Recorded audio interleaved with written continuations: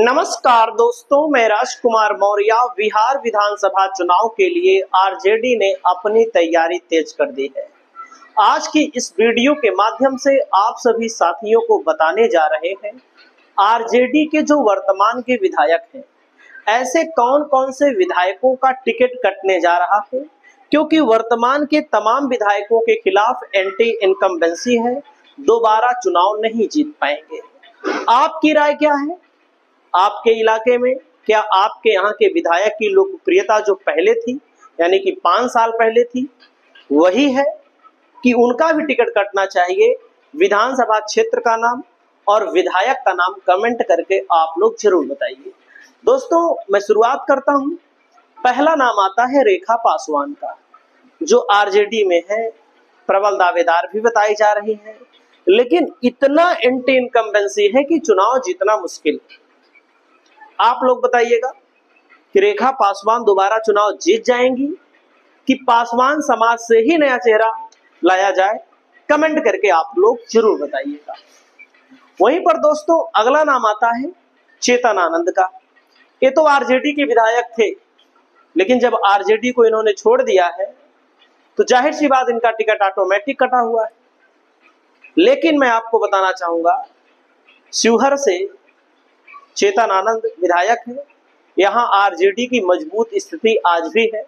जिसको भी लड़ाएगी चुनाव, बहुत अच्छा चुनाव लड़ेगा। हालांकि जीत हार के बारे में हम अभी नहीं बता सकते, घोषित हो जाएगा टिकट नया तो हम आपको बताएंगे। वहीं पर दोस्तों, अगला नाम आता है विभा देवी का। विभा देवी राजनीति में बहुत सक्रिय है, इनका टिकट कटना तय है। आरजेडी इनको चुनाव नहीं लड़ाने जा रही है, इनका टिकट मान लीजिए कट चुका है। वैसे अगला नाम है रजौली के विधायक। दोस्तों, रजौली के विधायक प्रकाश वीर का।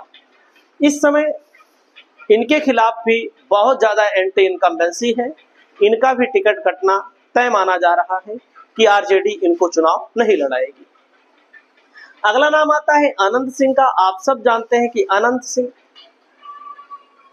आरजेडी के विधायक थे, फिर चुनाव हुआ, इनकी पत्नी विधायक बनी। अब ये लोग जेडीयू में जा चुके हैं, तो ऑटोमेटिक टिकट कटा हुआ है, इसमें कहने की कोई बात है नहीं, लेकिन वर्तमान के आरजेडी के विधायक हैं।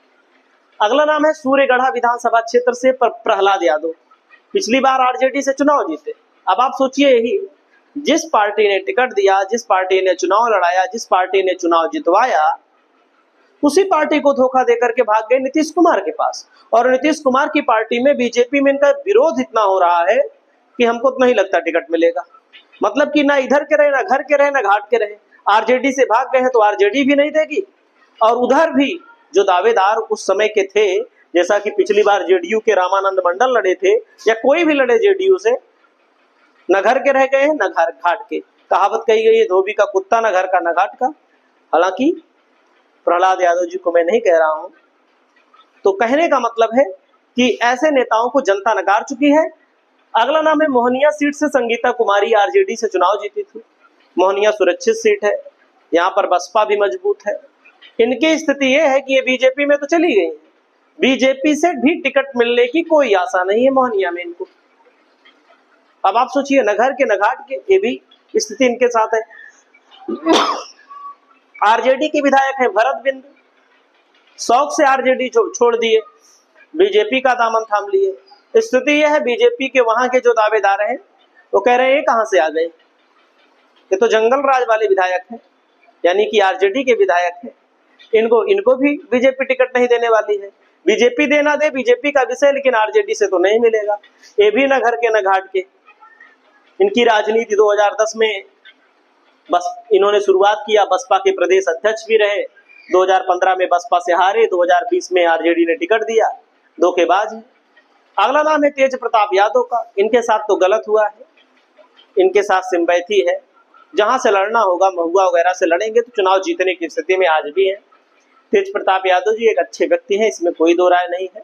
हालांकि अच्छे व्यक्ति को और राजनीति में नहीं आना चाहिए। अपने कार्यशैली की वजह से, अपने बयान की वजह से वायरल भी रहते हैं। इनको भी टिकट नहीं मिलेगा, क्योंकि पार्टी से, परिवार से, घर द्वार से इनको बेदखल कर दिया गया है। इसके लिए इनके खिलाफ कहीं ना कहीं माहौल भी बना हुआ है। आरजेडी के कई नेताओं के द्वारा। लेकिन एक बात और बताऊं, जिस नाम पर इनको निकाल दिया गया, जिस कारण इसको निकाल दिया गया, इनको तो मैं घटिया नहीं कह रहा हूं, इनसे बेकार बेकार लोग आरजेडी में बैठे हैं। भाई वीरेंद्र कैसी भाषा का प्रयोग करते हैं, ऑडियो वायरल हुआ था, उनको भी निकाल दो। तो तेज प्रताप यादव के साथ साजिश हुई है, इनके साथ गलत हुआ है। धन्यवाद। महनार विधानसभा सीट से आरजेडी से चुनाव लड़ने वाली वीना सिंह का भी टिकट नहीं मिलने वाला है। ये भी कहीं ना कहीं जुगाड़ लगा रही है, एलजेपी से, जेडीयू से, बीजेपी से। अभी कहीं पर बात नहीं बन पाई है। देखो, बात बनती है कि राजनीतिक स्थिति खराब हो जाती है, ये तो समय बताएगा। केदारनाथ सिंह है दोस्तों, बनियापुर से हैं। इनको लेकर दावा किया गया है कि जेडीयू में शामिल होने वाले, शामिल हो भी सकते हैं, कोई वो नहीं है। इनके भी टिकट कटने की पूरी संभावनाएं। अगला नंबर आता है दोस्तों, और कौन कहा था, विभा देवी ने कहा था, तो जाहिर सी बात है संपर्क है इनका उनका। अगला नंबर आता है मुन्ना तिवारी का। मुन्ना तिवारी को लेकर कहा जा रहा है क्या कांग्रेस छोड़ बीजेपी में जाएंगे, इनके ऊपर भी शक है। तो कांग्रेस से विधायक थे, अब इनकी स्थिति ये है कि अब बीजेपी की तरफ जा सकते हैं। कांग्रेस आरजेडी से इनका भी टिकट माइनस है। अगला नंबर आता है दोस्तों विधायक शंभू यादव का। शंभू यादव के लिए भी कहा जा रहा है कि बार चुनाव कठिन है। हालांकि जहां से विधायक है, ब्रह्मपुर विधानसभा क्षेत्र में आरजेडी का मजबूत जनाधार है, लेकिन यादव ही लड़ाई, आरजेडी दूसरा लड़ा देगी तो फायदा रहेगा, नहीं तो हार भी सकते हैं। आप लोग कमेंट करके बताइए कि आरजेडी को और कौन से विधायकों का टिकट काटना चाहिए। आप अपनी राय को बताइएगा। नमस्कार।